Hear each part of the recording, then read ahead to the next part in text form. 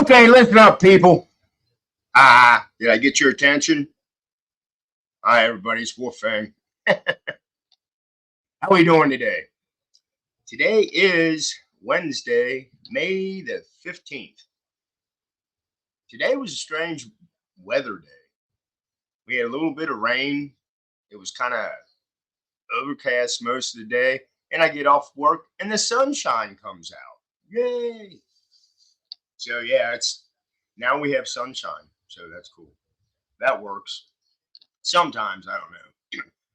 Because at my job they have these skylights, so when it's sunny out we get more light into our shop area, and when it's cloudy it's gloomy even in the shop. It's like, this sucks. But anyway, so I found an article yesterday. I'm going to share this, and I have heard about this. I talked to a few people about it a while ago, but this is something that's been around for quite a while. So let me share this article. It says America's Cold War secret, exploring the rods from God space weapon concept. And I guess this was put out 9 months ago by Barnaby Brixton. So it says, imagine how much damage a lump of metal might do if dropped onto a target from a great height. Now imagine the metal is tungsten, one of the heaviest, rarest metals, and it's dropped from space, miles above the surface of the Earth, impacting at many times the speed of sound. The kinetic energy released by such a weapon would be immense, more than enough to destroy multiple types of ground targets. That's the theory behind the so-called rods from God, a concept that the U.S. military developed during the Cold War under the code name Project Thor. The idea of so-called kinetic weapons isn't new. For centuries, people have been dropping heavy things onto people that they don't like. Even as recently as the Vietnam War, the U.S. Air Force deployed lazy dog projectiles, solid pieces of steel, a couple of inches long, with fins detached. I thought they were called something else, flechettes, I think. When dropped from thousands of feet up, the weapons could reach a velocity of up to 500 miles an hour, impacting with enough force to penetrate jungle canopy, light-skinned vehicles, and up to 9 inches of concrete. Wow. Compared to the conventional explosives, the lazy dogs were lighter, could be deployed in large numbers, and were far cheaper, unlike cluster munitions, which have a notoriously high dud rate.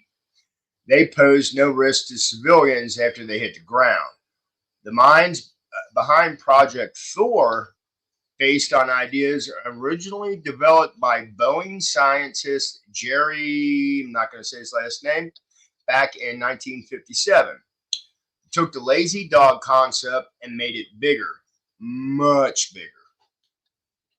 Early research into hypersonic kinetic weapons, the rods were to be 20 feet long and 1 foot in diameter.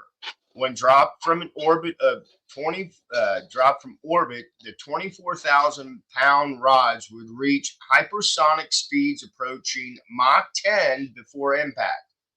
While a lazy dog might take out a lightly armored truck or penetrate a building, the scientists behind the rods from God and say invasive, a level of destruction more commonly associated with massive ground penetrating bombs like bunker busters. A single rod of titanium would have enough kinetic energy to penetrate deep into the earth, destroying any hardened bunkers and underground shelters in its path. Like earlier kinetic weapons, the rods from God would be mechanically simple while being virtually impossible to defend against, unlike nuclear weapons. However, they would create no dangerous fallout. So why weren't they adopted? Ironically, despite their simplicity, the rods would they'd be way too expensive. That's because tungsten is very heavy. NASA estimates that today it costs around 10,000 to put 1 pound of weight into orbit, meaning that it would cost around 240 million to get a single rod into space. Back in the 60s, with the rocket technology at the time, it would have been even more expensive. Like another Cold War weapon, Russia's massive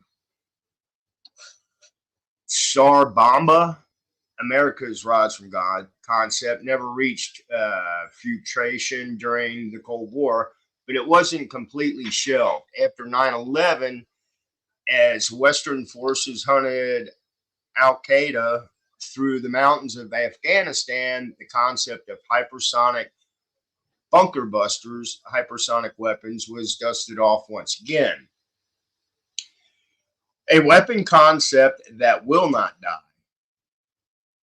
The proposed hypervelocity rod bundles, or HRB concept, would have consisted of a bundle of 6-meter long tungsten rods launched, you guessed it, from a network of satellites in space and steered onto their targets below.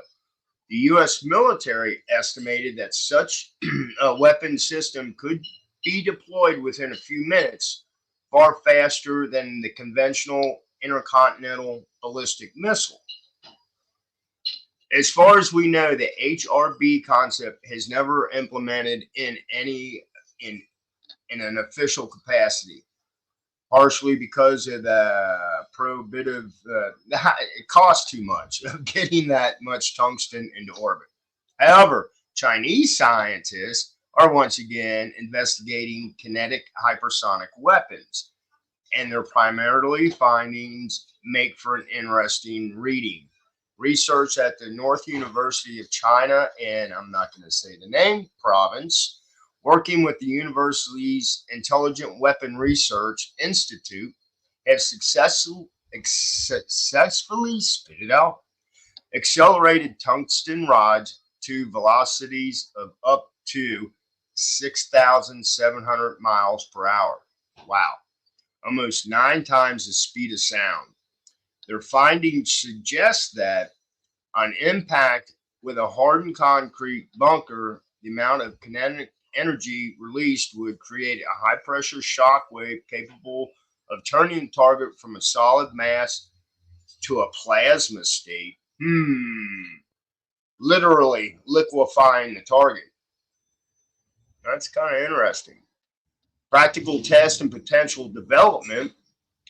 However, a practical demonstration in 2018 showed potential, but also raised questions about the usefulness of rods from God as a weapon. Scientists released a 308-pound tungsten rod from a classified launch platform high above the Gobi Desert, accelerating it to an incredible 10,300 miles an hour, roughly 13 times the sound speed. While the rod made a large hole in the desert, data collected from the test suggests that the hypersonic kinetic weapon may not be capable of much more ground penetration than a conventional bunker buster. Okay. Counterintuitively, data indicated that that maximum penetration would be achieved at a mere 3.5 times the speed of sound. In other words, accelerating the rods to hypersonic speeds wouldn't make any significant difference to their effectiveness. This may not be the end for the rods from God concept, but the jury is still out. It's possible that compared to conventional munitions, chunking huge lumps of metal down from orbit might remain prohibitively expensive. However, tungsten-based kinetic warheads could potentially be launched from a new generation hypersonic missiles or from railguns, another much investigated weapon concept that refuses to die, which uses electromagnetic field to fire projectiles at extremely high speeds over a great distance. So there you go. The rod's from God. And I remember hearing about this concept a long time ago. And like I said, I just found the article last night. And I was like, wow, okay. So, they're still talking about it. And they're still messing around with it. And I think some people do believe that they're already up there in space. So, but I wanted to share that. I hope you guys found that interesting. And that was kind of a long read. But anyway, I'm just sitting here watching the news, so I thought I'd read to you. Hey, this is Wolfang. You guys have a great evening. Blessed be, stay safe, and I'll bullshit with y'all later. Bye.